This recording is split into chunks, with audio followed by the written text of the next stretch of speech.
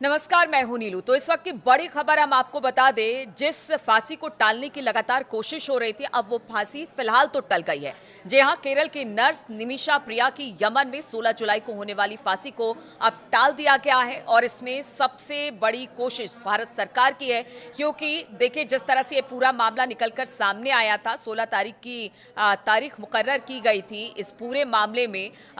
जो प्रिया है, निमिषा प्रिया, उसको फांसी देने के लिए, लेकिन भारत सरकार ने लगातार कोशिश की। कूटनीतिक मामलों से लेकर हर तरीके की बातचीत यमन में की गई और इसके बाद कहा यह जा रहा है कि नतीजा ये निकला कि इस पूरे मामले में अब जो है फिलहाल जो फांसी देनी थी, कल जो फांसी होनी थी, उसे टाल दिया गया है। देखिए अब बातचीत आगे बढ़ेगी, ये फांसी कब होगी, क्या होगी, लेकिन फिलहाल अभी कुछ वक्त और मिला है, क्योंकि लगातार भारत कोशिश कर रहा था। भारत के ईरान और यमन के साथ अच्छे रिश्ते हैं और इसी रिश्ते को लेकर ही इस पूरे मामले में कूटनीतिक तरीके से बातचीत हो रही थी। निमिषा प्रिया की फांसी को रोकने के लिए मामला कोर्ट में भी था और जो निमिषा प्रिया के वकील हैं, उनका यही कहना था कि देखिए इस पूरे मामले में फांसी को रोका जाना चाहिए। अगर यमन की बात की जाए, वहां पर जिस तरह से ये पूरा मामला 2017 का है, जब निमिषा प्रिया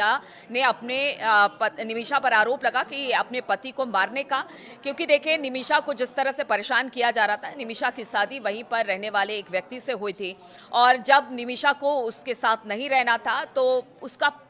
जो पासपोर्ट था निमिषा का, उसके पति ने अपने पास रख लिया था, उसे वापस नहीं दे रहा था, जिसकी वजह से निमिषा चूंकि एक पेशे से नर्स थी, इसलिए उसने क्या किया कि उसे एक इंजेक्शन दिया जिससे वो थोड़ी देर के लिए बेहोश हो जाए और वो अपना पासपोर्ट अपने पास ले चले। लेकिन इस दौरान ओवरडोज होने की वजह से उसके पति की मौत हो गई और फिर यमन सरकार की तरफ से इस पूरी प्रक्रिया को हत्या का रूप कहा गया कि निमिषा ने अपने पति की हत्या की। अब इस पूरे मामले में 16 तारीख को यानी 2017 से मामला चलते चलते 2016 तक पहुंचा और कल अब फांसी देनी थी। लेकिन इस बीच निमिषा के परिवार वालों के लिए अच्छी खबर आई है और साथ ही साथ एक बात और आपको बता दें,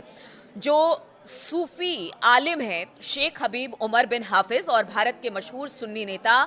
कंथापरम एपी अबूबकर मुलसियार की कोशिश अब रंग लाई है, यानी कि एक बड़ी बातचीत उनकी तरफ से भी हो रही है। मंगलवार को यमन के धमार शहर में मृतक तलाल अब्दो मेहंदी के परिवार से ये मुलाकात होने वाली है। ये मुलाकात निमिषा की जिंदगी बचाने की दिशा में एक बड़ा कदम माना गया और बताया जा रहा है कि ये बातचीत अभी भी चल रही है। एक तरफ भारत की कूटनीतिक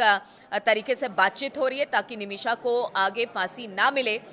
और साथ ही साथ भारत के ग्रैंड मुफ्ती के नाम से जाने जाने वाले कंथापुरम की भी बातचीत हो रही है ताकि इस फांसी की सजा को टाला जाए, जो कि अब फिलहाल तो टल गई है। और देखिए अब जो तलाल का परिवार है, जो तलाल है जो कि निमिषा का पति था, उसके परिवार में कहा गया ब्लड मनी एक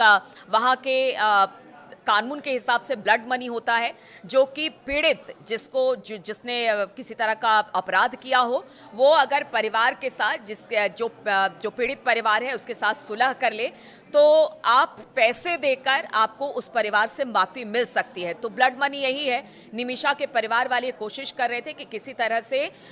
तलाल के परिवार को पैसे दे दिए जाए, उनकी तरफ से माफ़ी ले ली जाए और इस पूरे प्रकरण को यही समाप्त कर दिया जाए, लेकिन तलाल का परिवार मानने को तैयार नहीं था। करीब 5 करोड़ की पेशकश की गई थी तलाल के परिवार, जो निमिषा का पति, उसके परिवार को देने की, लेकिन उन्होंने साफ इनकार कर दिया। लेकिन अब भारत की कूटनीति के तहत अभी फिलहाल निमिषा की फांसी टल गई है। साथ ही साथ जो बड़े धर्मगुरु हैं मुस्लिम, उनकी तरफ से भी बातचीत हो रही है। तो एक सुकून भरी खबर है और एक अच्छी खबर है कि जो नर्स थी पेशे से, जो यमन गई थी अपने पति के साथ अच्छी जिंदगी बिताने के लिए, लेकिन कुछ ऐसा हुआ जिसकी वजह से उसके पति की मौत हो गई और हत्या